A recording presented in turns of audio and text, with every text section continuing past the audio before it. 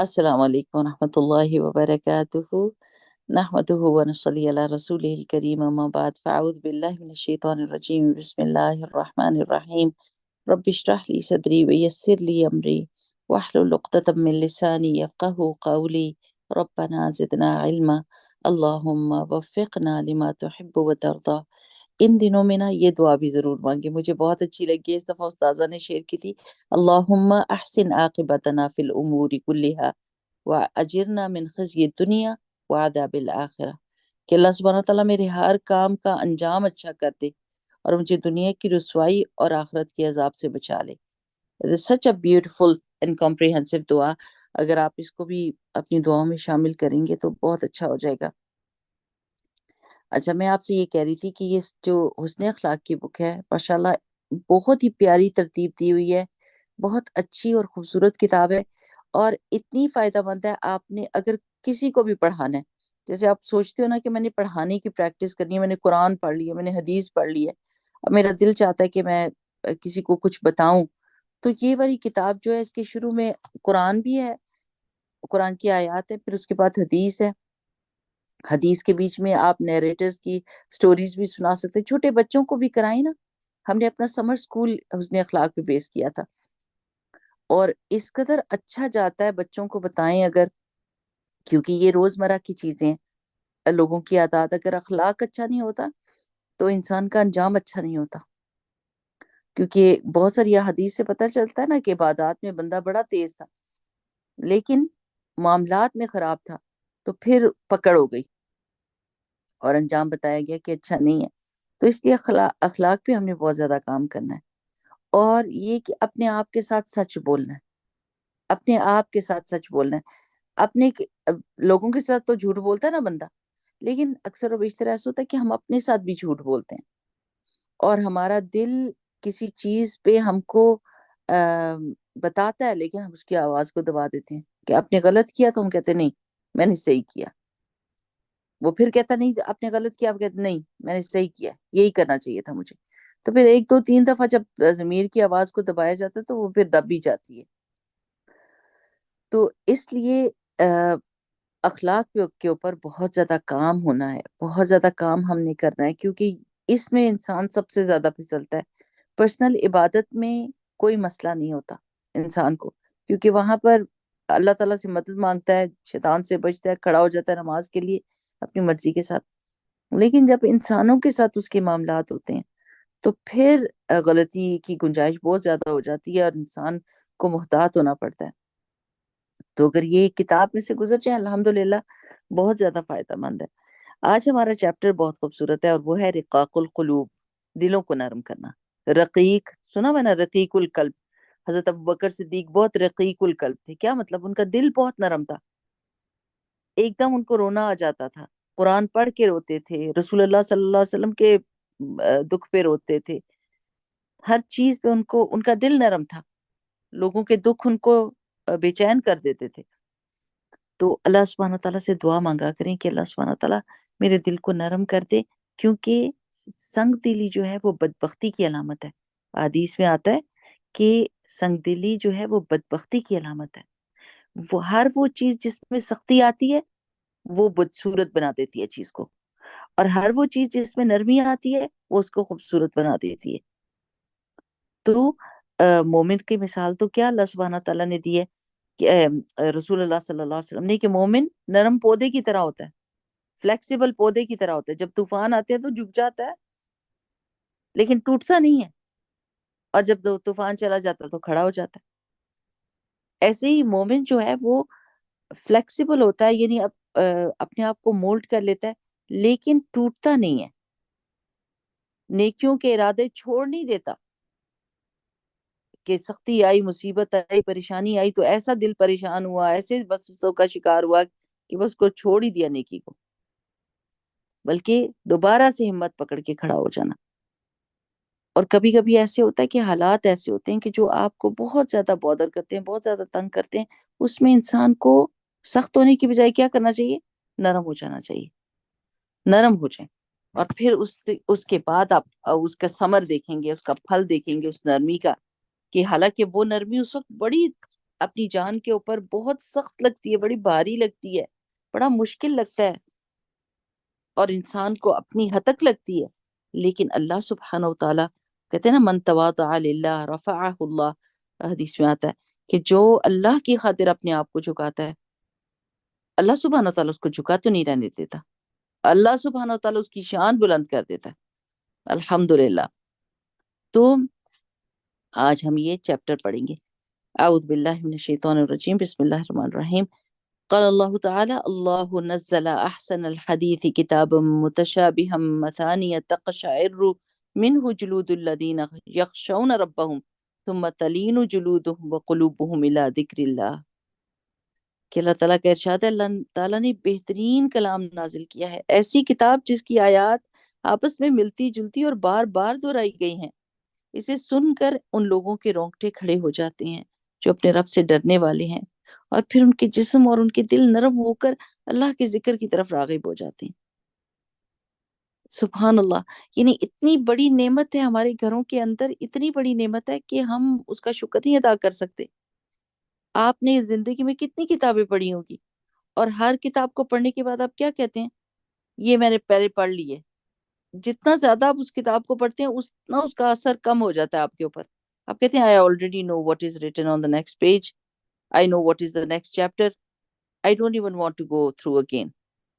آپ کا دل تنگ پڑ، لیکن قرآن سے آپ نے نوٹس کیا ہوگا کہ کبھی بھی آپ کے دل اس طرح نہیں کرتا، حالانکہ آیات بھی ایک دوسرے سے ملتی جلتی ہیں، بار بار ایک ہی سبجیکٹ آتا ہے اور وہ آپ کو بتایا جاتا ہے، لیکن آپ اس سے تنگ نہیں پڑتے، آپ کا دل اور زیادہ، جتنا آپ پڑھتے ہیں اتنی آپ کو اور سمجھ آتی ہے، جتنا زیادہ آپ پڑھتے ہیں اتنا ہی آپ اس سے سیکھتے ہیں، اس کو، اس سے محبت محسوس کرتے ہیں۔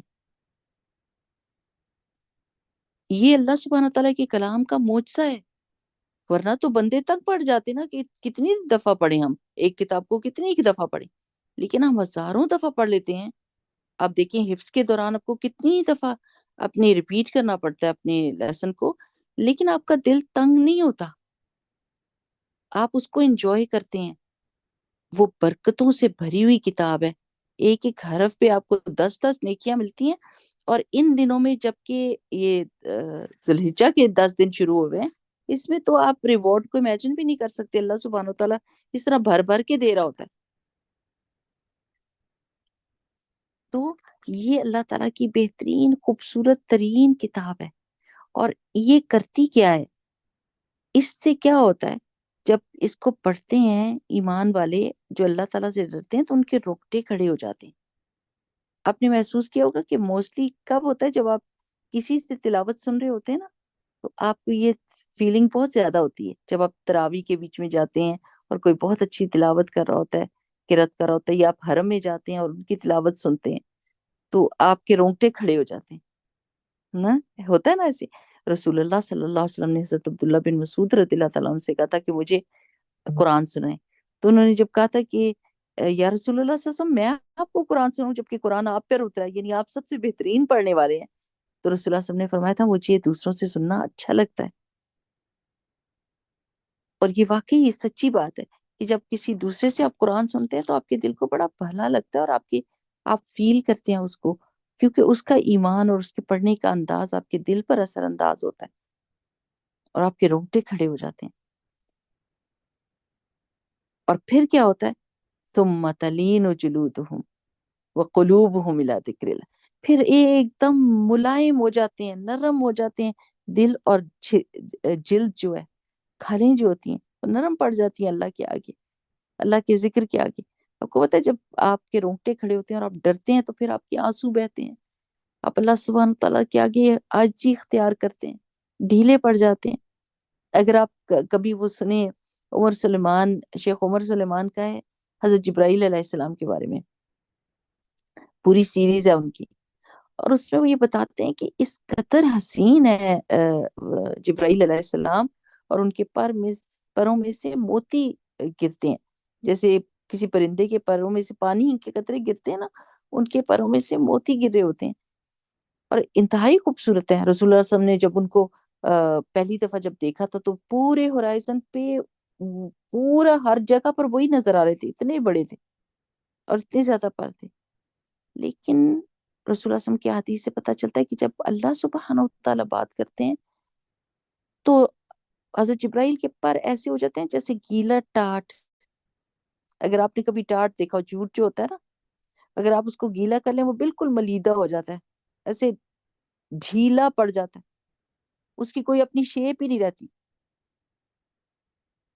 تو انسان جب، اور حضرت جبرائیل علیہ السلام اگر اللہ تعالیٰ کا کلام سن کے اس طرح ڈھیلے پڑتے ہیں، ایسے ڈر جاتے ہیں، ایسے نرم ہو جاتے ہیں، تو پھر مومنوں کا کیا حال ہوتا ہوگا. ہم؟ اور ایسی فیلنگ ہونی چاہیے، آنی چاہیے. اچھا، ایک وقت ہوتا ہے کہ آپ جب آپ کسی سے سن رہے ہوتے ہیں نا تو آپ کی یہ فیلنگ ہوتی ہے، لیکن اپنے اندر یہ صلاحیت بھی پیدا کرنی چاہیے کہ جب آپ قرآن پڑھ رہے ہوں تو آپ کو بھی اپنی ریسیٹیشن سے بھی یہ فیلنگ ہو. جب آپ نماز میں قرآن پڑھ رہے ہیں، ویسے آپ قرآن کی تلاوت کر رہے ہیں تو ہونا چاہیے. اور یہ کب ہوگا؟ جب آپ کو قرآن سمجھ آتا ہوگا. اگر قرآن سمجھ ہی نہیں، یعنی پتہ ہی نہیں کہ اللہ سبحانہ تعالیٰ کیا کہہ رہے ہیں، تو پھر کیسے رونا آ سکتا ہے، کیسے رونگٹے کھڑے ہو سکتے ہیں. ہم؟ تو سمجھنے کی بہت ضرورت ہے. ایون دو کہ جب آپ قرآن سن رہے ہوتے ہیں نا کسی دوسرے سے، تو آپ کو سمجھ نہ بھی آ رہی ہو تو آپ کے رونگٹے کھڑے ہوتے ہیں، لیکن جب آپ خود تلاوت کر رہے ہوتے ہیں تو اس وقت نہیں یہ فیلنگ ہو سکتی.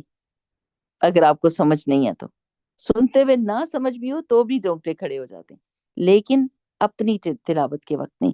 تو اس لیے کوشش یہ کرنی چاہیے کہ جو سبق آپ پڑھیں اس کا ٹرانسلیشن آپ کو آتی ہو. میں نے اپنے بچوں کو، ابھی ہماری ایک فرینڈ ہے، انہوں نے ڈونیٹ کیے قرآن. وہ انگلش کے قرآن ہے، اس کے ساتھ ورڈ ٹو ورڈ ٹرانسلیشن بھی ہے اور اس کے ساتھ رننگ ٹرانسلیشن بھی ہے. ایون دو کہ English is a bit difficult, اس طرح نہیں ہے جیسے کلیئر قرآن کی انگلش ہے یا مولانا وحید الدین رحمہ اللہ کی ٹرانسلیشن ہے، because those translation are the easiest ones, کہ جب آپ پڑھتے ہیں تو آپ کو آرام سے سمجھ آ رہی ہوتی ہے کہ اللہ تعالیٰ کیا کہہ رہے ہیں. Easy to understand, easy to read, جیسے صحیح رننگ ٹرانسلیشن ہوتی ہے اور ورڈز بڑے بڑے نہیں ہیں. تو پھر بھی وہ قرآن جو تھا وہ میں نے بچوں کو پکڑا دیا، ہر بچے کو گفٹ دیا، اور میں نے ان سے کہا کہ جو آپ مجھے لیسن سناؤ گے، آپ پڑھنے سے پہلے اس لیسن کو پڑھ کر آؤ، اس کی ٹرانسلیشن پڑھ کے آؤ.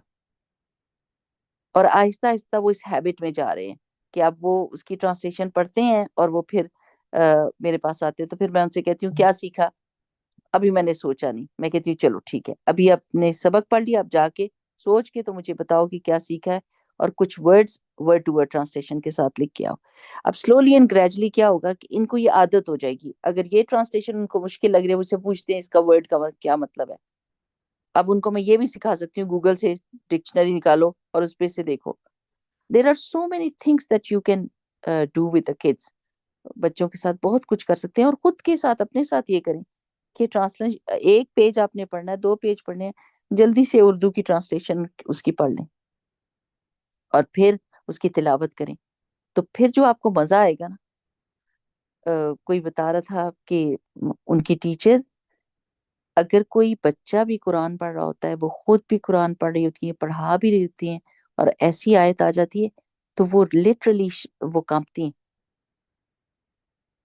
کہ وہ ان کو جھرجھری آتی ہے جب ایسی کوئی عذاب کی آیت آ جائے یا کوئی ایسی آیت آ جائے جس سے ڈرنا چاہیے. تو ہم تو ساروں کو، چلیں اب یہ 10 دن ہے نا ہمارے، بہت ہی اس میں اجر کی بات ہے کہ اگر آپ قرآن کے ساتھ اپنا تعلق مضبوط کریں گے. تو اگر آپ ٹرانسلیشن پڑھیں گے تو یہ نہ سمجھے کہ میں تو ٹرانسلیشن پڑھی، مجھے تو اس کا ثواب ہی نہیں مل رہا، عربی پڑھنے کا ہی ثواب ملے گا. نہیں، اگر آپ اس نیت سے پڑھ رہی ہیں کہ اللہ کے کلام کو سمجھیں گی اور پھر اپنی عربی پڑھیں گی اور آپ کو مزہ آئے گا اور آپ کو فیلنگ آئے گی. فیلنگ آنی چاہیے نا. دیکھیے، آپ سے میں بات کر رہی ہوں تو میرے دل کے اندر کی فیلنگ ہے، مجھے محبت ہے آپ سے، مجھے دل چاہتا ہے کہ آپ کو یہ بات پتہ چل جائے. جب 2 لوگ آپس میں بات کر رہے ہوتے ہیں تو فیلنگز کے ساتھ بات کر رہے ہوتے ہیں، اونچ نیچ ہوتی ہے ان کی بات میں. کسی چیز پہ دکھ ہو رہا ہے، کسی چیز پہ ہنسی آ رہی ہوتی ہے، کسی پہ مسکراہٹ آ رہی ہوتی ہے، کسی پہ دل میں امنگ پیدا ہو رہی ہوتی ہے، امید ہو رہی ہوتی ہے. دیر آر ڈفرنٹ ایموشنز جو ہوتے ہیں باتوں کے دوران. لیکن قرآن پڑھتے وقت ہماری کوئی فیلنگ ہی نہیں ہوتی، کوئی دل میں کوئی وہ جذبات ہی نہیں ابھر رہے ہوتے. تو جیسے ابھی ہمارا تھاٹ آف دا ڈے بھی کیا تھا نا، کہ جب آپ سبحان اللہ، الحمدللہ، اللہ اکبر، لا الہ الا اللہ بھی پڑھیں تو آپ کے دل کے اندر جذبات ہونے چاہیے. ایون آپ کی آواز کے بیچ میں آپ کے جذبات پتہ چلنے چاہیے کہ ہاں میں اپنے رب کی تعریف کر رہی ہوں، ہاں میں اپنے رب کی بڑائی بتا رہی ہوں جو سب سے عظیم ہے. میرا رب ہے، وہ میرا رب ہے. جب آپ اپنے بچے کے بارے میں کیا کیسے کہتی ہیں، میرا بچہ، اللہ میرا بچہ. اور صرف یہ دو لفظ آپ نے بولنے ہوتے ہیں، لیکن اس میں ایسے جذبات ہوتے ہیں کہ دوسرے کو پتہ جاتا ہے کہ آپ کو کتنی محبت ہے اپنے بچے سے. لیکن جب اللہ کا ذکر ہم کر رہے ہوتے ہیں، لیسا کمثلہ شیء، اللہ کے ساتھ کون سی ہم مثال جوڑ سکتے ہیں؟ اللہ کی تو مثال سب سے اعلیٰ ہے. لیکن میں صرف یہ آپ کو یہ بتا رہی ہوں کہ جذبات تو کم از کم ہونے چاہیے نا. اللہ کے کلام کے ساتھ ہمارے جذبات جڑے ہونے چاہیے، اللہ کے ذکر کے ساتھ ہمارے جذبات جڑے ہونے چاہیے. کوئی فیلنگ ہونی چاہیے جس کی وجہ سے ہم پڑھیں تو ہمارے دلوں پہ اثر ہو. اور دلوں پہ اثر تبھی ہوگا جب ہم سمجھ کے پڑھیں گے. تو یہ دل کو نرم کرنے کا ایک طریقہ ہے. دل کو نرم کرنے کے مختلف طریقے ہیں نا. اس میں قرآن کے اوپر تدبر کرنا، اور ایسی آیات جو رونے والی ہیں اس پہ روئیں، اور جو مسکرانے والی ہیں اس پہ مسکرائیں، جو دعا والی ہیں اس پہ اپنے لیے فوراً دعا مانگ لیں، اور اپنی فیلنگز کو اپنے قرآن کی ریسیٹیشن کے ساتھ جوڑیں، تاکہ پھر یہ جب فیلنگ آئے کہ آپ کے رونگٹے کھڑے ہوں کسی آیت کو پڑھ کے، اف، یہ ایسی فیلنگ آئے، اور پھر اس کے بعد آپ دعائیں مانگیں، آپ روئیں، آپ اللہ سبحانہ وتعالیٰ کی یاد میں. کیوں؟ کیونکہ وہ 7 بندے جو اللہ کے عرش کے نیچے ہوں گے قیامت کے دن، ان میں سے ایک کی کوالٹی کیا ہوگی کہ تنہائی میں اس نے اپنے رب کو یاد کیا اور اس کی آنکھوں سے آنسو بہا. ہم؟ تو یہ عبادت کی چیزیں ہیں، یہ اللہ کی عبادت ہے. اللہ کا ذکر اللہ کی عبادت ہوتی ہے. قرآن اللہ کا ذکر ہے. قرآن کے بیچ میں غور و فکر کرنا، اس کا ترجمہ سیکھنا، اس کی ریسیٹیشن کرنا، اس کو فیل کرنا، اس کو دیکھ کر، اس کو پڑھ کر دعائیں مانگنا، یہ سب عبادت ہے. اور انشاءاللہ باذن اللہ یہ دلوں کی نرمی کا سبب ہے. اور دعا ضرور مانگے کہ اللہ تعالیٰ میرے دل کو نرم کر دے. اچھا، اگلی کیا ہے؟ قال اللہ تعالی، اللہ سبحانہ تعالیٰ نے فرمایا فاستجبنا لہ، پھر ہم نے اس کی دعا کو قبول کر لیا. یہ ہے وزکریا اذ نادى ربہ ربی لا تذرنی فردا وانت خیر الوارثین. اس سے پہلے یہ ہے کہ زکریا نے پکارا ہم کو، اور اس نے کہا کہ اللہ سبحانہ تعالیٰ مجھے اکیلا نہ چھوڑنا. یعنی ان کو اپنا وارث چاہیے تھا. بالکل بوڑھے تھے، بالکل بوڑھے کھوسٹ کے، کہ اس وقت کوئی بچے پیدا ہونے کا یعنی امپاسبل چیز تھی. ان کی بیوی 5 تھیں اور وہ خود انتہائی بوڑھے ہو گئے تھے. اشتعال الراس شیبہ، کہ میرا تو سر بھی بھڑک اٹھا ہے بڑھاپے سے. تو اس وقت انہوں نے دعا مانگی تو دیکھیں اللہ تعالیٰ کیا کہتے ہیں فاستجبنا لہ، اللہ نے ان کی دعا کو قبول کر لیا. وَوَهَبْنَا لَهُ، اور ہم نے اس کی دعا کو قبول کر لیا، اور ہم نے اس کو تحفہ کیا دیا، کیا عطا کیا، لہو یحییٰ، یحییٰ نام بھی خود رکھا، اور ان کی اتنی ڈھیروں ساری خصوصیات دی تھی، ان کو بچہ دے دیا اسی بیوی سے جو بانج تھی، اور ان کے بڑھاپے کے باوجود. وَأَصْلَحْنَا لَهُ زَوْجَهُ، اور ہم نے اس کی بیوی کو درست کر دیا اس کے لیے، یعنی وہ بچہ پیدا کرنے کے قابل ہو گئی. انہم، لیکن یہ دعائیں قبول کیسے ہوئیں؟ اب یہ وہ $1,000,000 کوشچن. انہم کانوا یسارعون فی الخیرات، بے شک وہ تھے جلدی کرتے نیکیوں میں. یسارعون، سارے کی جمع ہے، سورت، جیسے ہم کہتے ہیں نا تیزی، تیزیاں کرتے تھے وہ. فی الخیرات، خیر نیکی کو بھی کہتے ہیں. نیکیوں میں، بھلائیوں میں وہ تیزیاں کرتے تھے، بیٹھ کے انتظار نہیں کرتے تھے کہ جب نظر آئے گی نیکی تو پھر ہم بھی کر لیں گے. ہمیں پتہ ہی نہیں چلا، ہاں ہمیں پتہ ہی نہیں چلا، آپ نے کر لیا. یعنی موسٹلی یہی ہوتا ہے نا، لوگ کر کے ختم بھی کر دیتے کام، ہمیں تو پتہ ہی نہیں چلا. کوئی بتا دیتا تو ہم بھی کر لیتے. ہم نے تو کیسے بننا ہے؟ وہ سورہ نور میں آیت ہے نا کہ ابھی آگ لگی بھی نہیں اس تیل کو اور وہ بھڑک رہا ہے، وہ جلنے کے لیے تیار بیٹھا ہے۔ تو مومن ایسا ہوتا ہے جو نیکی کا انتظار نہیں کرتا، وہ نیکیوں کو ڈھونڈتا ہے، اور اس کی آنکھوں کو جب وہ ایک نیکی کرتا ہے تو دوسری نیکی کا دروازہ کھل جاتا ہے۔ ایک دن میری فرینڈ مجھ سے پوچھنے لگی کہ وہ ام، خاتون ایسی ہیلپ مانگ رہی تھی، تو میں نے اس سے کہا اس کی مدد کرو، اور آپ دیکھنا کہ جب جو ضرورت مند ہوتے ہیں نا ان کو اور ضرورت مندوں کا بھی پتا ہوتا ہے۔ جب آپ ایک ضرورت مند کی ضرورت پوری کرتے ہیں تو وہ آپ کو کسی اور ضرورت مند کا بھی بتا دیتا ہے کہ اس کو بھی ضرورت ہے۔ تو میں نے کہا this is so much fun because the doors are going to open for you and you have struggle very little but the result is so good, so big, so huge. And she was saying, okay, yeah, that's a way of thinking. یہ اس طرح بھی تو سوچنا چاہیے نا کہ آپ ان ضرورت مندوں میں سے ایک کسی کی بھی مدد کریں گے تو وہ باقیوں کی بھی بتانے لگ جائے گا، اس کو یہ ضرورت ہے، اس کو یہ ضرورت ہے، اور سبحان اللہ آپ کی نیکیوں کے دروازے کھلتے جائیں گے۔ آپ نے دیر نہیں کرنی، یہ زندگی بہت لمیٹڈ ہے، یہ وقت بہت لمیٹڈ ہے۔ یہ جو وقت ہماری زندگی میں سے بھی گزر رہا ہے نا، یہ نکل رہا ہے، مائنس ہو رہا ہے، یہ ہم کروڑ، ہاں، ملین ڈالرز، بلین ڈالرز بھی دے کے واپس پکڑ کے لا نہیں سکتے۔ یہ اتنی مہنگی چیز ہے جو ہماری زندگی میں سے مائنس ہو رہی ہے، اور ہمارے پاس یہ ہم افورڈ نہیں کر سکتے ٹائم ویسٹ کرنا، افورڈ نہیں کر سکتے۔ اور ہم نے جتنی جتنی نیکیاں ہم کر سکتے ہیں، کسی نے ابھی مجھے پوسٹ بھیجی کہ کوئی بچہ یورپ میں، انہوں نے کچھ لوگوں کو چوز کیا اور ان کو کہا کہ آپ کو وہ بہت الیکٹرانکس کی کوئی مارکیٹ تھی، انہوں نے ڈیل لگائی ہوئی تھی کہ جو بندے چوز ہوں گے ان کو کہا جائے گا کہ آپ نے 2.5 منٹ کے اندر جو ہے نا اپنے اسٹور میں سے جو بھی چیزیں آپ لے سکتے ہیں آپ کو دی جائے گی ٹرالی، اور آپ بس 2.5 منٹ میں آپ نے چیزیں کرنی ہے، لینی ہے۔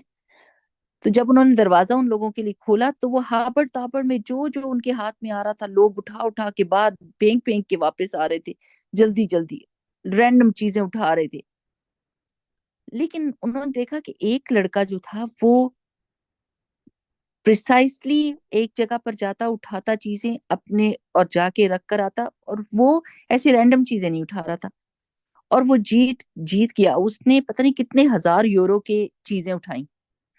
تو جب اس کا انٹرویو ہوا اور اس سے پوچھنے لگے کہ تم نے کیسے اتنی زیادہ اکٹھی کر لی، یعنی لوگ تو ہابڑ تابڑ میں اٹھا رہی تھی چیزیں، لیکن تم اتنے کام اور وہ کلیکٹڈ کیسے تھے؟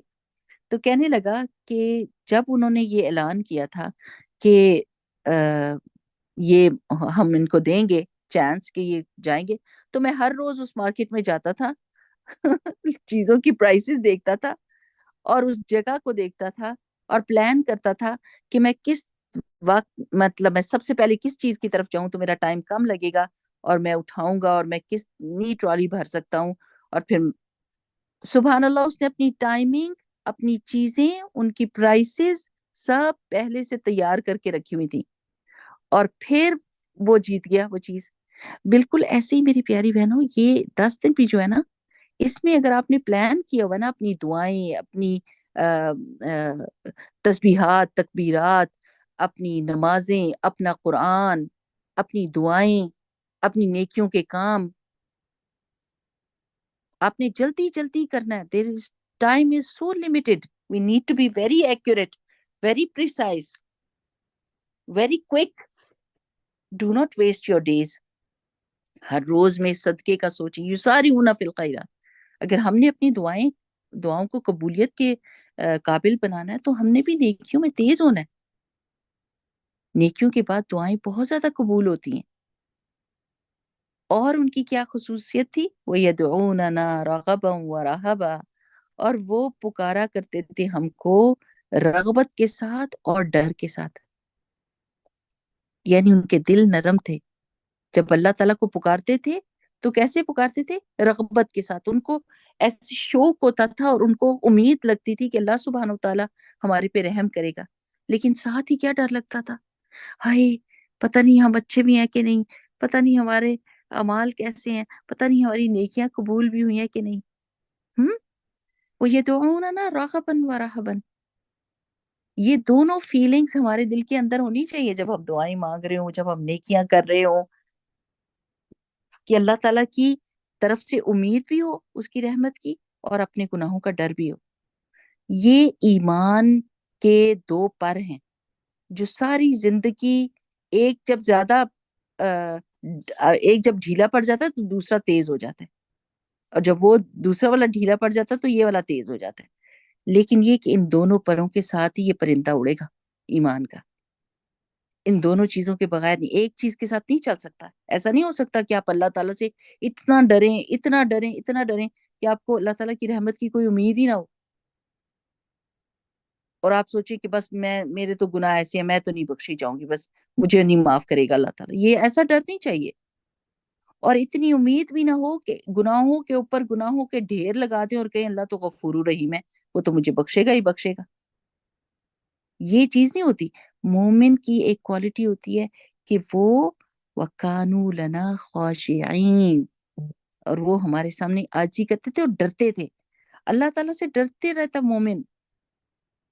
وہ آخری صورتوں میں سے ایک میں ہے نا کہ جب ان کو ان کا اعمال نامہ دیا جائے گا تو وہ خوشیاں منائیں گے، اور وہ کیا کہیں گے کہ ہم اپنے گھر والوں میں رہتے ہوئے اللہ سے ڈرتے تھے۔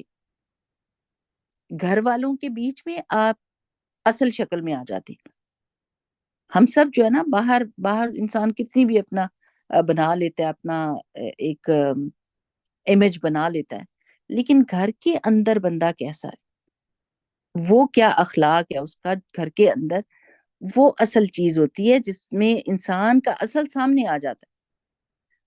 تو مومن جو تھے وہ یہ کہیں گے کہ ہم اپنے گھر والوں کے اندر رہتے ہوئے بھی جہاں بالکل ریلیکس ہو کے جو مرضی کرتے کہ لوگ کون سے یہاں پر دیکھ رہے ہیں، وہاں پر بھی ہمیں یہ احساس رہتا تھا کہ اللہ تعالیٰ تو ہم کو دیکھ رہا ہے نا، تو ہم وہاں پر بھی اللہ کی حدود کو توڑنے سے رکتے تھے، اللہ کا خیال کرتے تھے، اللہ سبحانہ و تعالیٰ سے خوف کھاتے تھے، ڈرتے تھے۔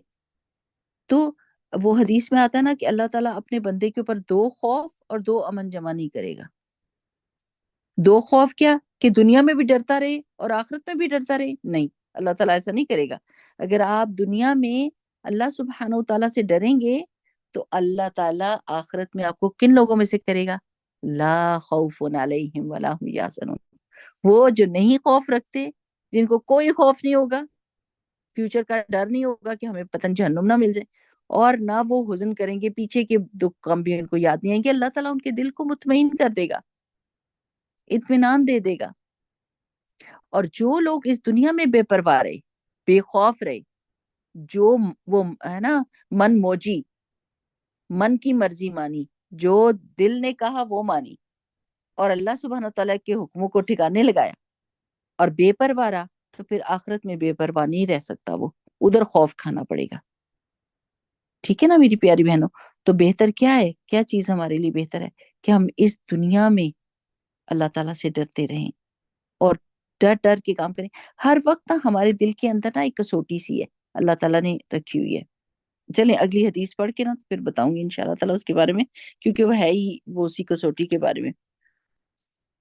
پہلے یہ حدیث پڑھتے ہیں۔ عن عبداللہ ابن بسر ان اعرابیا قال، عن عبداللہ ابن بسر ان اعرابیا قال، عبداللہ بن بسر رضی اللہ تعالیٰ عنہ سے روایت ہے کہ ایک اعرابی نے کہا، یعنی عربی آیا رسول اللہ صلی اللہ علیہ وسلم کے پاس اور کہنے لگا، یا رسول اللہ، یہ اللہ کے رسول صلی اللہ علیہ وسلم، من کون، خیر الناس، لوگوں میں سے بہتر ہے، سب لوگوں میں سے کون بہتر ہے؟ قالا، آپ صلی اللہ علیہ وسلم نے فرمایا، من، جو، قالا، لمبی ہوئی اس کی عمر ہو، اس کی عمر، وحسنا، اور خوبصورت ہوئے، نیک ہوئے، عمل ہو، اس کے عمل۔ جسٹ امیجن، کتنی چھوٹی سی بات ہے لیکن اس میں پورا سمندر بند ہے۔ آپ کو پتا ہے کہ صحابہ کرام رسول اللہ صلی اللہ علیہ وسلم سے زیادہ سوال نہیں کیا کرتے تھے، کیونکہ حدیث میں آتا ہے نا کہ اللہ تعالیٰ کو تین چیزیں ناپسند ہیں، کثرت سوال، اضاعت المال، اور وقیل قیل وقال۔ کہ ادھر ادھر کی باتیں کرنا، اس نے کہا، اس نے کہا، اس نے کہا، اس نے کہا، یہ باتیں کرنا، کیونکہ اس میں کافی ساری غیبت اور برائیاں ہو جاتی ہیں اور انسان اپنی حدوں کو توڑ دیتا ہے۔ اور کثرت سوال، کہ فضول میں سوال جب کرنا شروع کر دیتا تو فضول سوال بھی ہوتے ہیں جن کا عمل سے کوئی تعلق نہیں ہوتا، تو ایسے سوال، بیکار سوال، اور مال کا ضائع کرنا۔ تو جب صحابہ رضی اللہ تعالیٰ نے یہ سنا نا، اور یہ دیکھیں کہ قرآن کریم میں آیا کہ بنی اسرائیل نے بال کی کھال اتاری، وہ جب ان کو حکم دیا گیا تھا کہ گائے ایک سوال کے بعد دو سوال، اب گائے کو کیسے ذبح کریں، اب اس کا رنگ کیسا ہو، اب وہ کس ایج کی ہو، اب وہ کیسی ہو، ہمیں تو سمجھ ہی نہیں آ رہی۔ تو اتنے سوال انہوں نے کیے کہ اللہ سبحانہ وتعالیٰ نے اس کو اتنا ٹائٹ کر دیا، ایسی ہی گائے تھی کہ ڈھونڈنا مشکل ہو گیا ان کے لیے۔ تو صحابہ ڈرا کرتے تھے کہ وہ کوئی ایسا سوال نہ پوچھیں جس کی وجہ سے دین مشکل ہو جائے یا کوئی ڈیفیکلٹی آ جائے۔ جیسے ایک بندہ آیا تھا تو اس نے رسول اللہ صلی اللہ علیہ وسلم سے پوچھا تھا، کیا حج ساری زندگی میں ایک دفعہ کرنا ہے؟ تو رسول اللہ صلی اللہ علیہ وسلم نے اس کو اگنور کیا۔ پھر اس نے پوچھا، تو رسول اللہ صلی اللہ علیہ وسلم نے فرمایا کہ اگر میں کہہ دیتا ہاں، یعنی کیا نہیں، اس نے کچھ ایسا سوال کیا تھا کہ کیا ہر سال کرنا چاہیے، کچھ اس طرح۔ تو رسول اللہ صلی اللہ علیہ وسلم نے فرمایا کہ ایک دفعہ کا بتایا ہوا ہے، تو اگر زیادہ دفعہ میں کہہ دیتا تو پھر وہ ہو جاتا، وہ کرنا پڑ جاتا۔ تو سب سے انسانوں میں برا وہ انسان ہے کہ جس کی وجہ سے دین مشکل ہو جائے، یعنی اس کے سوال کی وجہ سے دین مشکل ہو جائے۔ یہ مفہوم میں بتا رہی ہوں آپ کو حدیث کا۔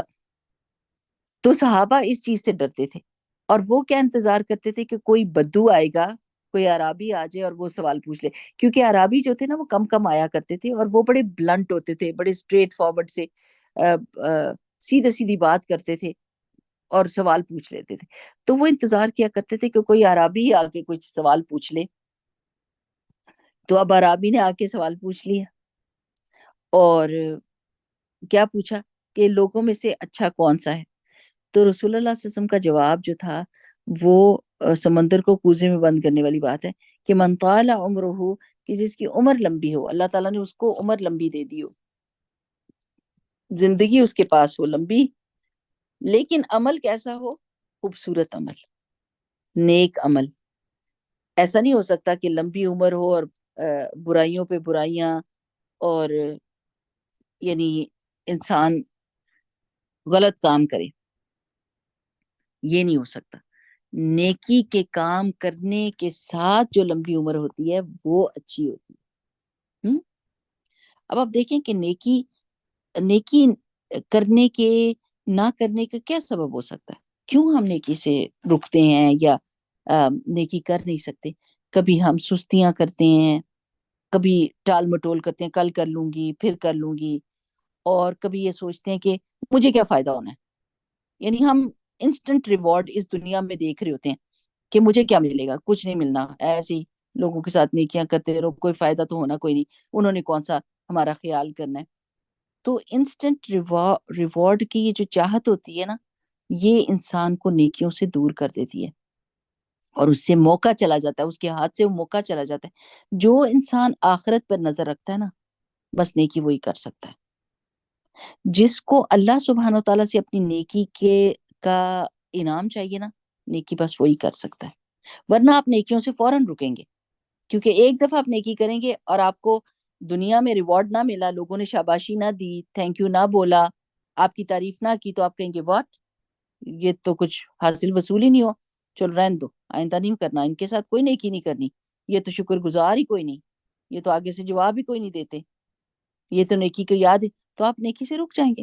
لیکن اگر آپ یہ کہیں گے کہ یعلم اللہ، جس نے جاننا تھا اس نے جان لیا، جس نے دیکھنا تھا اس نے دیکھ لیا، مجھے کیا کسی سے لگے کوئی دیکھتا ہے یا نہیں دیکھتا، یا کوئی شکریہ بولتا ہے یا نہیں بولتا، میں نے جس کے لیے کیا تھا اس نے دیکھ بھی لیا، اس نے سن بھی لیا، اس نے لکھ لیا، بس جو مجھے چاہیے تھا وہ مجھے مل گیا، پھر آپ اگلی نیکی کر سکتے ہیں، ٹھیک ہے نا۔ اور ویسے بھی جب ہم کوئی بھی نیکی کا کام شروع کرتے ہیں، لیٹس سے میں آپ کو ایک مثال دیتی ہوں، جب آپ گروپس میں، ہمارے جیسے گروپس ہوتے ہیں نا صدقے والے، تو اس میں آپ کسی کوئی پروجیکٹ لگاتے ہیں، اور وہ اتنی بڑی رقم ہوتی ہے کہ انسان کہتا ہے کہ اف، میری تو یہ چھوٹی سی جو ہے نا کنٹریبیوشن، اس سے کچھ بننا نہیں، اور یا پھر ہمیں اس کا کوئی صحیح سمجھ نہیں آ رہا تھا کہ یہ کام ہوگا کیسے، یہ کمپلیٹ کیسے ہوگا، ہمارے دل کے اندر وسوسے سے آتے ہیں.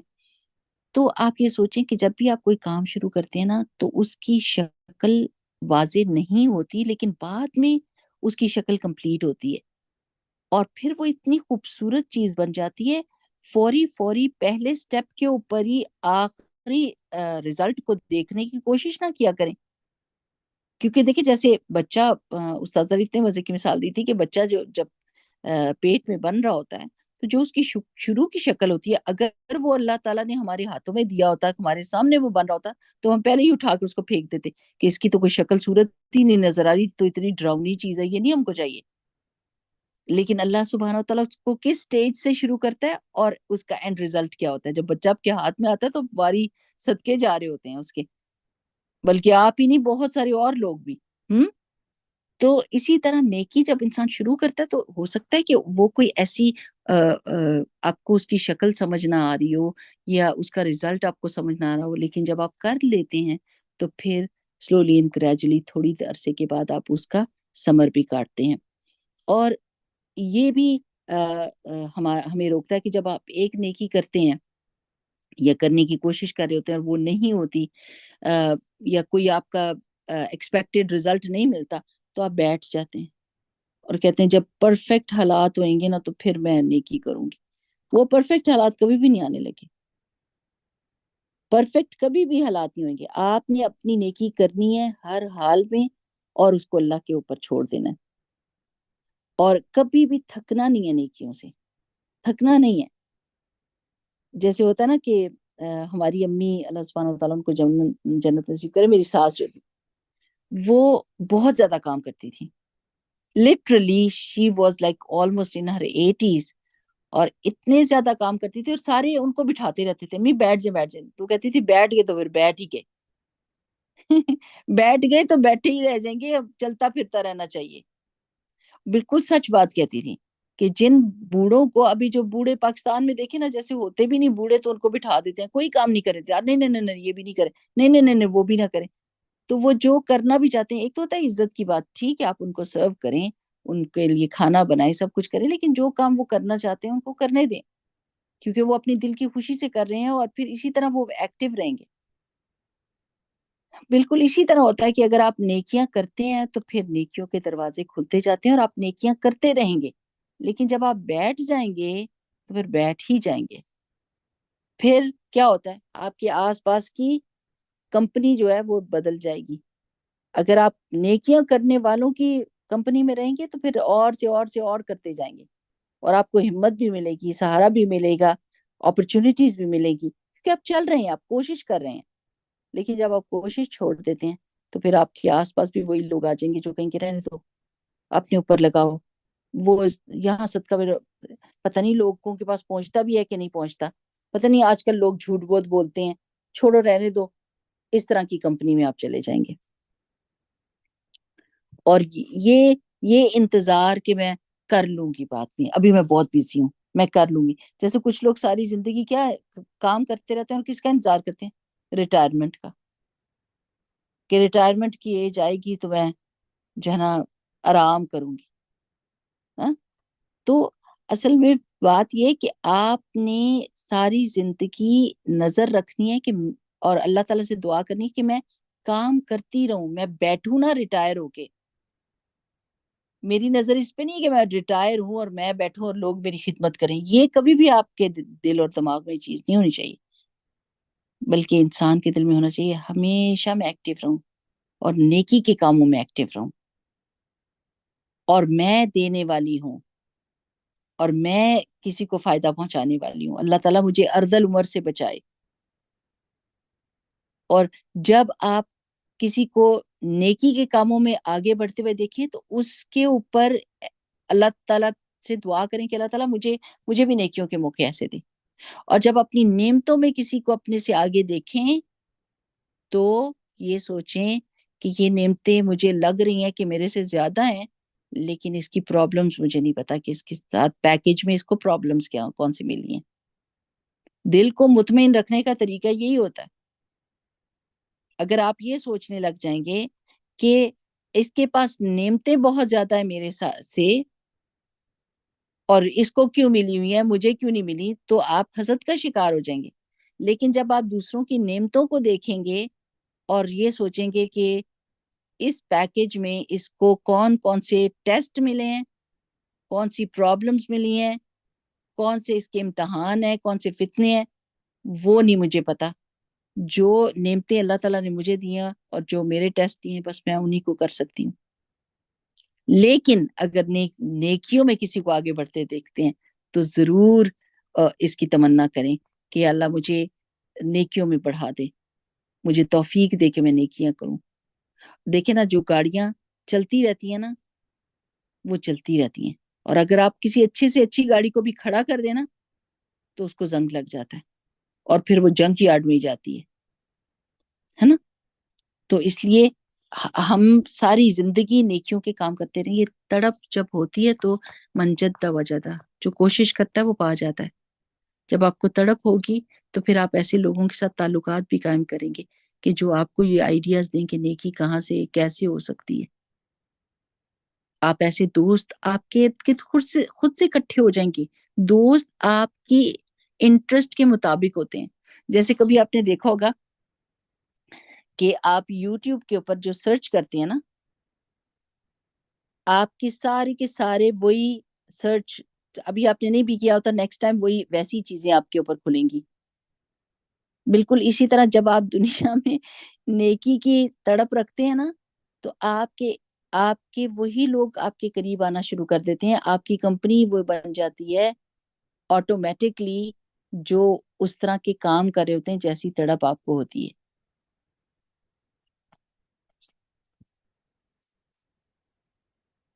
اور یہ زندگی تو ہے ہی ایسی کہ اللہ سبحانہ وتعالیٰ نے کیا کہا ہے کہ ایکم احسن عملا، یہ دیکھنے کے لیے بنایا کہ تم میں سے کون احسن عمل کرتا ہے۔ اس لیے وہ لوگ جو سارا سارا دن سوچتے رہتے ہیں ہائے کیا کریں، اتنا لمبا دن، اتنا لمبا دن۔ کچھ لوگوں کے پاس اتنے کام ہوتے ہیں، اتنے کام ہوتے ہیں، اور دن ان کو چھوٹا لگ رہا ہوتا ہے۔ اور کچھ لوگوں کے پاس بالکل کچھ کرنے کو نہیں ہوتا، اور وہ سارا سارا دن مال میں گھومتے ہیں، مال میں، استغفر اللہ العظیم۔ آپ کو پتہ ہے حدیث میں کیا آتا ہے کہ احب البلاد الی اللہ تعالی مساجدها وابغض البلاد الی اللہ تعالی اسواقها، کہ کسی بھی بستی کی سب سے زیادہ محبوب چیزیں اللہ سبحانہ تعالیٰ کو اس کی مساجد ہیں، اور سب سے زیادہ جو بغض والی جگہیں ہیں، جو اللہ تعالیٰ کو جن جگہوں سے بغض ہے، وہ اس کے سوق ہیں، اس کے بازار ہیں۔ اور آپ دیکھیں کہ مائیں سٹرولر میں ڈالتی ہیں بچوں کو، اور پورا پورا دن مال میں گھومتی ہے، کچھ کرنے کو ہی نہیں۔ اللہ اللہ، کتنی پڑھائی ہو سکتی ہے، کتنی نیکی کے کام ہو سکتے ہیں، کتنی نوافل ہو سکتے ہیں، کیا کیا نہیں ہو سکتا اس وقت میں جو وقت ضائع کیا جا رہا ہے۔ اس لیے ہم نے یہ غور فکر کرنا ہے اپنی زندگی کے بارے میں کہ لمبی زندگی تو ہمارا دل چاہتا ہے کہ لمبی زندگی ہو، لیکن وہ ایمان کے ساتھ ہو، نیکی کی توفیق کے ساتھ ہو، صحت اور تندرستی اور عافیت کے ساتھ ہو۔ تو وہ دعا ضرور مانگا کریں، ربنا آتنا فی الدنیا حسنۃ وفی الآخرۃ حسنۃ وقنا عذاب النار، کہ استاد بتا رہے تھے کہ ایک حدیث میں کہ حضرت انس رضی اللہ تعالیٰ عنہ کے پاس کوئی بندہ آیا اور اس نے دعا کے لیے کہا کہ میرے لیے یہ دعا کریں، تو انہوں نے یہی دعا پڑھی، تو اس نے کہا کہ یہ کوئی اور بھی دعا کرے نا، تو انہوں نے کہا اسی دعا کے اندر ساری چیزیں آ گئی ہیں۔ حسن نام میں آپ کے بچوں کے لیے، بچوں کی نیکی پہ قائم دائم رہنے کے لیے، رزق حلال کے لیے، صحت کے لیے، عافیت کے لیے، ایمان کے لیے، ہر چیز حسنہ ہے، دنیا کی حسنہ، اور آخرت میں اللہ کا دیدار، اللہ کے عرش کے نیچے کھڑا ہونا، اللہ کی رسول صلی اللہ علیہ وسلم کے ہاتھ سے حوض کوثر کا پینا، پانی کا پینا، اور جنت میں جانا، سب حسنہ ہے آخرت کی۔ تو آپ نے ایک دعا مانگتے ہیں اور اس میں ساری چیزیں اکٹھی ہو جاتی ہیں، اور عذاب نار سے بچنے کی دعا بھی ہے۔ ٹھیک، چلیں اگلی حدیث دیکھتے ہیں ہم، تھوڑا سا ٹائم رہ گیا پر دیکھتے ہیں۔ عن ابی امامہ یقول، ابو امامہ کہتے ہیں کہ سأل رجل، پوچھا ایک شخص نے، النبی صلی اللہ علیہ وسلم، نبی کریم صلی اللہ علیہ وسلم سے، فقال، تو کہا، مل اسم، گناہ کیا ہے؟ فقال، تو آپ صلی اللہ علیہ وسلم نے فرمایا، اذا، جب حق کا فی نفسی کا شیئن، ایک چیز تمہارے نفس میں کھٹک پیدا کرے، تو فدعہ، تو اس کو چھوڑ دو، کہ وہی گناہ ہے، جو چیز تمہارے دل میں کھٹک پیدا کرے اس کو چھوڑ دو۔ قال، پھر اس نے کہا، فمل ایمان، اور ایمان کیا ہے؟ قال، آپ صلی اللہ علیہ وسلم نے فرمایا، اذا ساءت کا، جب دکھ دے تجھ کو، سیئتک کا، تمہاری برائی، وسرت، وسرت کا، اور خوشی دے تجھ کو، حسنت کا، تیری بھلائی، فانت مومن، تو تو مومن ہے۔ یعنی جب تمہیں اپنی برائی بری لگنے لگ جائے اور نیکی اچھی لگنے لگ جائے تو تم مومن ہو۔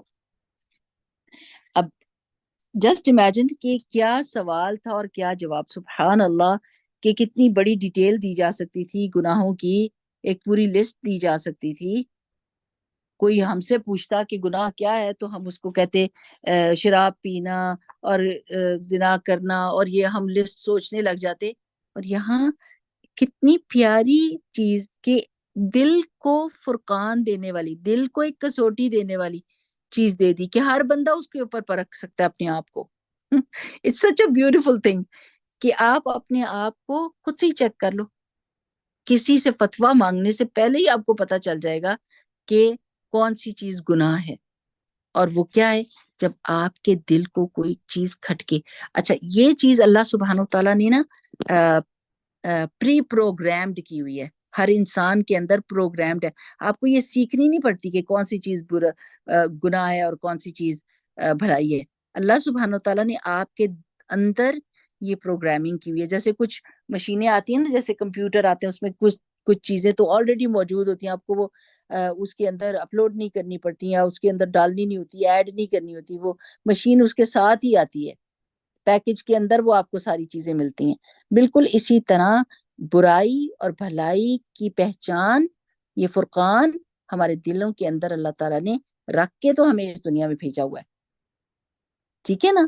یہ ضمیر کی جو آواز اٹھتی ہے اندر سے، آپ دیکھیں بچہ فطرت بھی ہوتا ہے نا، تو ماں جب جھوٹ بول رہی ہوتی ہے، نہیں میں تو اس وقت گھر پہ ہی نہیں تھی، تو بچہ کہتا ہے نہیں ماما گھر پہ ہی تھی، اور ماں تڑپ کے رہ جاتی کہ کیوں ایسے کہا ہے تم نے، شرمندہ کر دیے۔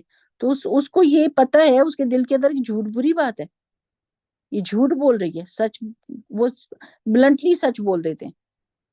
ان کو پتا ہے کہ جھوٹ جھوٹ ہے اور سچ سچ ہے، غلط بات غلط ہے اور صحیح بات صحیح ہے۔ تو یہ اللہ تعالیٰ نے اندر رکھا ہوا ہے۔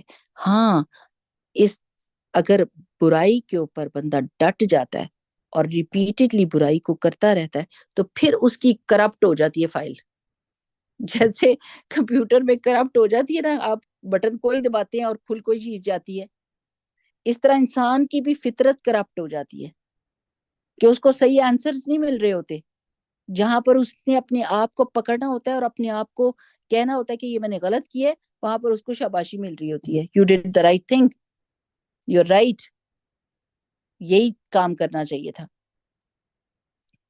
تو اب اللہ سبحانہ تعالیٰ نے جس فطرت پہ ہم کو پیدا کیا ہے، وہ فطرت کیا ہے؟ ہمارے اندر ایک ضمیر رکھا ہوا ہے، اور اللہ کے رسول صلی اللہ علیہ وسلم نے اتنا پیارا بتا دیا کہ آپ اندر کے کسوٹی کو، اندر کے ترازو کو دیکھو، ادھر سے تم کو پتا چل جائے گا کہ جب کوئی چیز تمہیں کھٹکے، تمہیں لگے کہ جیسے میرا ضمیر اس پہ مجھے ملامت کر رہا ہے، تو وہ گناہ ہوگی، اس کو چھوڑ دو۔ جو چیز تمہیں بے چین کر رہی ہے اس کو چھوڑ دو، جو چیز اطمینان دے رہی ہے وہ لے لو۔ اب دیکھیں کہ جب بھی کہیں پر بھی کوئی اسکالر آتا ہے نا، لگے بندے سوال ہوتے ہیں لوگوں کے، لنگے بندے بحث، وہی سوال ریپیٹڈلی، اور اس میں سے ایک سوال ہوتا ہے مارگیج کے اوپر، سود کے اوپر گھر لینے کے بارے میں۔ اچھا، وہ کیوں ہوتا ہے؟ کیونکہ وہ دل میں کھٹک ہے، وہ ضمیر تنگ کر رہا ہوتا ہے، وہ پنچ کر رہا ہوتا ہے۔ کبھی ایک سے پوچھتے ہیں یہ صحیح ہے کہ غلط ہے، ایک گھر تو لے سکتے ہیں نا، یہ نہیں سمجھے کہ ایک سور تو کھا سکتے ہیں نا۔ اگر کوئی پوچھے ایک سور تو ایک دفعہ تو سور کھا سکتے ہیں، تو بندہ کیا کہے گا؟ نہیں، ایک دفعہ بھی نہیں کھا سکتے، نہیں کھا سکتے، گندی چیز ہے، حرام چیز ہے۔ لیکن اس چیز کو حلال کرنے کے لیے جو اللہ نے حرام کیا ہے حلال کرنے کے لیے بے چینی کے ساتھ اللہ تعالیٰ نے جو دل کے اندر ضمیر رکھا وہ ان کو پنچ کرتا ہے، اور وہ کبھی ایک اسکالر کے پاس جاتے ہیں، کبھی دوسرے اسکالر کے پاس جاتے ہیں، اور وہی سوال کرتے ہیں کیا ہم گھر سود پہ لے سکتے ہیں، صرف اپنے استعمال کا لے سکتے ہیں؟ ہاں، تو وہ کہتے ہیں نہیں جی نہیں جی نہیں جی، جب تک وہ کوئی ایسا بندہ نہیں مل جاتا جو ان کو کہے ہاں جی، پھر بھی بے چین رہتے ہیں۔ کیوں؟ کیوں بے چین رہتے ہیں؟ کیونکہ یہ گناہ ہے اور ان کا دل میں کھٹک پیدا ہو رہی ہے اور ان کا دل بے چین ہے، اس لیے وہ در در جا کے اور اس کو کنفرم کرنے کی کوشش کریں اور ان کو بے چین۔ اگر وہ اس کی آواز سن لیتے ہیں اور کہتے ہیں میرا دل بھی بے چین ہے اور سوال کا جواب بھی مجھے ایسا مل رہا ہے کہ نہیں مجھے کرنا چاہیے، تو مجھے چھوڑ دیں، چھوڑ دو اس کو۔ رسول اللہ صلی اللہ علیہ وسلم نے یہی کہا ہے، چھوڑ دو، یہ گناہ ہوگا، جان چھڑاؤ اس سے۔ اور ایمان کی علامت کیا ہے؟ ایمان کی علامت کیا ہے؟ کہ جب تمہاری برائی تمہیں دکھی کر دے، تم نے کسی سے کوئی بری بات کہی، کسی کو تانا دیا، کسی کو کچھ کیا اور تمہارا دل دکھ گیا اور تم نے کہا میں نے یہ غلط بات کہی ہے، جب تک اس کو درست نہیں کیا اور تم دل میں وہ پنچ ہوتا رہا، دکھ ہوتا رہا، اور جب تک صحیح نہیں کیا تب تک تسلی نہیں ہوئی، ایمان کی علامت ہے۔ اور جب کوئی نیکی کی تو ایسے پورا دن کھلا رہے بندہ کہ اللہ آج تو کسی بندے کی مدد کی اور اس کی مشکل آسان ہو گئی تو میرا تو مزدوری کھری ہو گئی، اتنا مزہ ہے، اتنا مزہ ہے، دل خوش ہو، کام خوشی خوشی کر رہے ہیں، کیوں؟ نیکی کی تھی، کوئی کسی کے مشکل آسان کر دی تھی، تو یہ ایمان کی علامتیں ہیں۔ تو اب یہ دیکھیں دل میں کھٹک کیسے پیدا ہوتی ہے۔ آپ دیکھیں کہ جب کسی سے آپ بات کریں نا، اور اگر آپ نے کسی کی غیبت کرنی ہو، غیبت کر رہے ہیں، اور اگر دوسرے کا مقصد اس کی ہیلپ کرنے کی بجائے انٹرسٹ پیدا ہو جائے اس کا کہ ہاں سنتا ہوں، تجسس کہ بھئی کیا ہے، اچھا ان کے گھروں میں یہ ہو رہا ہے، دوسرا اپنے اس لیے بتا رہا ہے کہ آپ اس کا حل بتائیں اور آپ اس کے بیچ میں انٹرسٹ لے رہے ہیں۔ اتنی تو اجازت ہے نا کہ جو آپ کی مشکل کو آسان کر سکے یا جو آپ کو حل بتا سکے اس کو بتائیں، تو آپ بس اتنا ہی اس کے ساتھ انٹرسٹ رکھیں، یا اتنا ہی اس کا رکھیں۔ جیسے ڈاکٹر کو دیکھیں، ڈاکٹر کے پاس جب آپ جا کے بتاتے ہیں کہ میری یہ برائی ہے، یہ برائی، اس کو یہ تجسس نہیں ہوتا کہ مجھے اس کے اندر کا بھی پتہ چل جائے اور مجھے وہ انجوائے کرنے لگ جائے اور وہ انٹرسٹ لے کے آپ کے اندر کیا کیا خرابی ہے۔ اس کو ہمدردی تو ہوتی ہے لیکن انٹرسٹ کوئی نہیں ہوتا، وہ بس بات سنتا ہے اور آپ کی دوائی لکھ کے آپ کو دے دیتا ہے، بس ختم۔ اور نہ اس کے بعد وہ یاد کرتا ہے، نہ اس کو مینشن کرتا ہے، دیٹس اٹ، ڈن۔ تو اگر تجسس ہونے لگ جائے اور ان باتوں میں مزہ آنے لگ جائے اور لوگوں کی کھوج میں مزہ آنے لگ جائے، پھر سمجھیں کہ خرابی ہو گئی ہے، پھر غلط راستے پہ چل پڑے۔ اور دل کی کھٹک کب ختم ہوتی ہے؟ جب انسان اس کی آواز کو دباتا رہتا ہے۔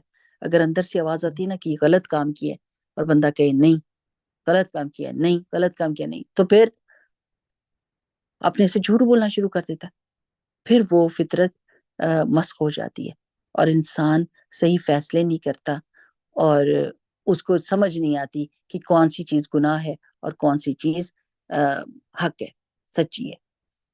تو آپ کو کتنا پیارا رسول اللہ صلی اللہ علیہ وسلم نے طریقہ بتا دیا، چلیں جی، کہ نیکی اور بدی میں فرق کو کیسے جانچیں گے، کہ اگر کوئی کام کر کے آپ کو خوشی ہو گئی اور آپ کا دل مطمئن ہو گیا تو الحمدللہ یہ ایمان کی علامت ہے۔ نیکی کا کام کر کے آپ کے دل کو خوشی ہوئی اور برائی کر کے اور آپ کے دل میں کھٹک پیدا ہوگی اور آپ کو دکھ ہوا اور آپ نے دکھ اٹھایا، تو وہ پھر یہ ایمان کی علامت ہوتی ہے۔ یہ مومن ایسا ہی ہوتا ہے کہ مومن کو سمجھ آتا ہے کہ جب غلطی کی ہے تو وہ غلطی ہی ہے اور جب صحیح کام کیا تو وہ صحیح کام ہے، یہ سمجھ اس کے اندر ہوتی ہے۔